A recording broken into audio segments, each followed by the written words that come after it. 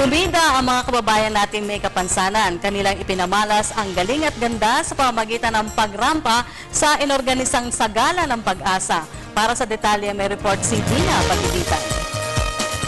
Muling pinatunayan ng mga persons with disability na kayang-kaya nila na makibahagi sa anumang gawain sa pamayanan sa pamamagitan ng isang sagala sa tapat ng orthopedic hospital. Tinawag itong Sagala ng Pag-asa dahil nais nito na i-empower ang ating mga kababayang may kapansanan. Sinimulan nito ni Father Arnold Abelardo, chaplain ng Orthopedic Hospital, kung saan ito na ang ika-6 na taon ng naturang sagala.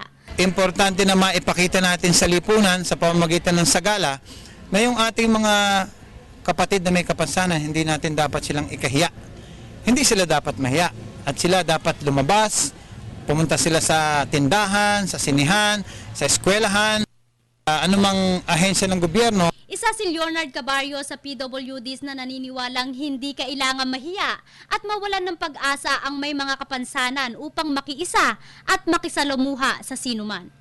Napakaganda po na kasama kaming mga may kapansanan at naipapakita nga po nito, tulad nga po ng sinabi ko na hindi hadlang yung mga kapansanan namin para hindi po mapakita yung mga talent namin at hindi mapakita na kaya naming sumama. Nakiisa din dito ang mga empleyado at kamag-anak ng mga kawani ng Orthopedic Hospital. Umaasa rin ang pamunuan na mapapakinggan ang kanilang mga hiling para sa pantay na karapatan ng ating mga PWD. Para sa Telebisyon ng Bayan, ako si Dina Pagdiditan.